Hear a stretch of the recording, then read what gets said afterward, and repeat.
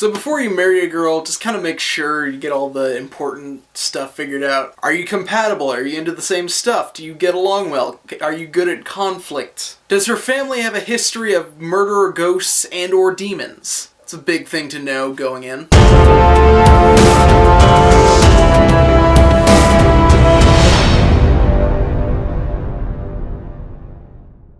So welcome back to the Rise of the Kumquat Halloween Spooktacular. I'm kidding. I'm kidding. It's called Why Don't You Love? So found footage movies, they were really big for a while and then they just kind of disappeared. I mean, granted, most of them were terrible. I actually watched Apollo 18 or whatever the moon space rock one was in the theaters. I think we watched a grand total of about 15 minutes of it. The rest of the time I was checking the score for the USC-Utah game. But for all the really terrible found footage horror movies out there were a few really good ones. Specifically, one really good one that got milked just to no end. I guess to some end, because it ended like last year in that movie that nobody saw. But Paranormal Activity, the first one, is legitimately creepy. It's a very acquired taste. I mean, it's a slow burn for a movie. It's kind of gradually builds up the terror. But I feel like if you have the patience, just kind of stick around, get to know these characters, just kind of follow the story for a little bit. Then later in the film is where it starts to get just really, really not so good for our characters, not for the movie. For the movie, it's great. When I first watched this movie, I did kind of watch it with the, well, maybe this happened? I hadn't seen the Blair Witch Project yet. Still, at this time, found footage movies weren't really the big thing that we all thought they were, so the whole gimmick of, oh, we found this home movie, oh no, maybe these people actually died, that was still a factor. But taking that aside, these are really relatable characters. Like I said in my last video, these aren't the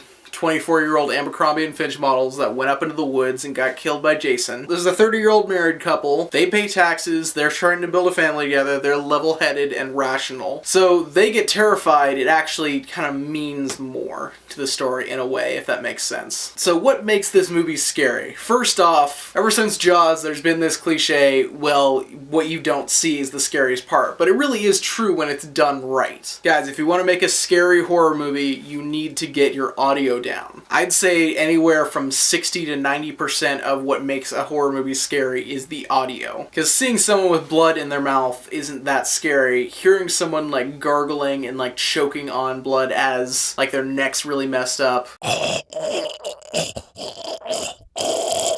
that's a terrifying sound effect. Same kind of logic here. You never see the ghost, but when you hear the creaking downstairs and you see the consequences of stuff getting thrown around as this thing gets angrier and more aggressive and more prominent in their life, it just creates this atmosphere that just sucks you in and just, it's terrifying. This is another one of those movies that you kind of sit there and you're like, I don't know if this is scaring me. And then the night where I saw it, I went to bed, turned out the lights, the instant I heard creaking in the house, I'm like, yeah, no, I'm not sleeping at night.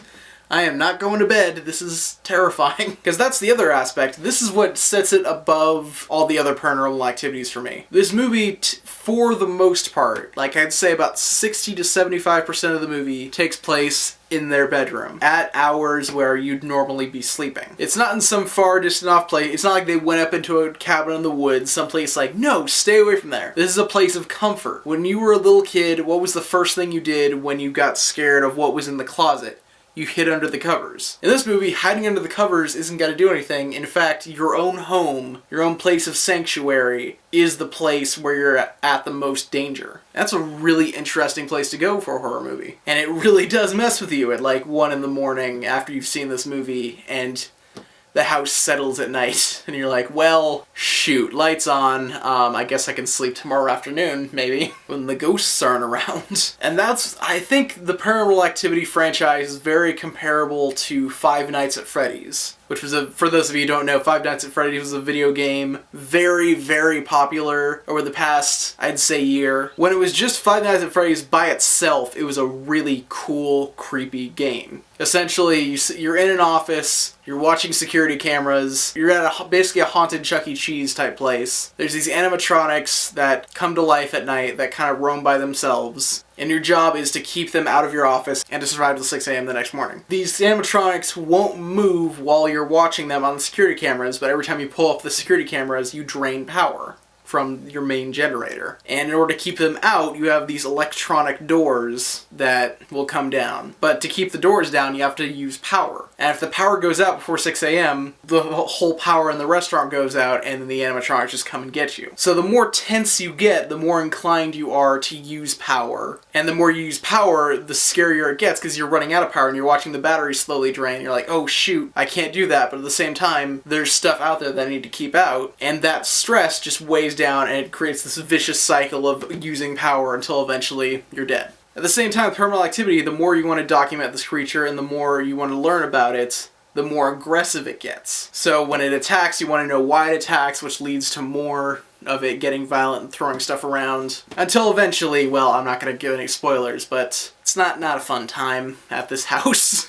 Same thing between Five Nights at Freddy's and Paranormal Activity. Great one-off games and movies, respectively. Then they made sequels, and those sequels did not get what made that first project so great. With the Paranormal Activity franchise, it was basically just pushing, like, what can we do from a storytelling perspective as far as, like, what we can do with the cameras. Like, what has a recording device these days? What time era can we set it in? Instead of focusing on the concept, they wanted to stretch out a story that really doesn't matter in this case. I hesitantly say that because, yeah, I mean, stories should be about characters. The ghost thing's kind of relevant to the main woman, but like, as far as what makes Paranormal Activity scary and cool and interesting and unique, the story's not what first comes to mind. And so in the same way with like Five Nights at Freddy's, in the sequel they're like, oh, well, we'll get rid of the doors, that whole thing that made the game interesting because the thing you thought was protecting you is actually killing you. And let's add more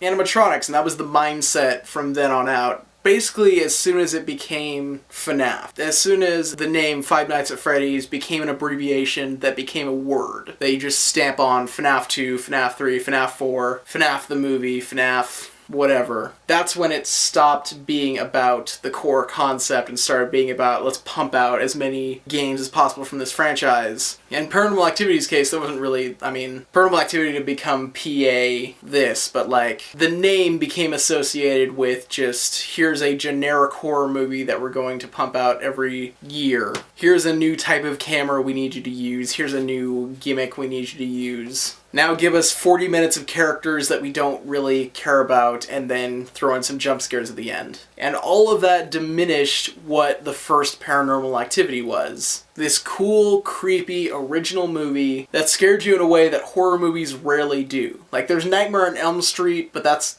pretty much it. That's all I can think of as far as movies that attack you in vulnerable positions that you take comfort in. Also, not to kind of ruin the illusion of the movie, but like, as a filmmaker, I really appreciate like the behind-the-scenes stuff. Watch the movie first to get the full experience, but then afterwards, kind of take a look at like the effects they used. You'll be surprised by like the number of effects they actually used in this movie, because they got away with not doing a lot, but filling in the background with story and with characters and with acting. And I buy that this movie was made for a couple $100. I buy that this was a passion project that got rolling and made like 1,000 times its budget back in the theater. And that's super cool, and I like seeing success stories like that. And again, it's not just the story, it's a cool movie too. I can't speak for the sequels, because the sequels I've seen pretty much up to 3, and then I was like, you know what, no, I'm done. But the original one is genuinely awesome, and I can't recommend it enough. And that's gonna do it for this video, but until next time, God bless, and stay saucy. Movies aren't about having completely flawless logic, they're about telling a story that you connect with so much that you can overlook the flaws. I'm preaching to the choir, but there's a shocking number of people that don't get why this is just terrible. Other than that though, played super straight, played super timeless, and above all else, it scared the crap out of me.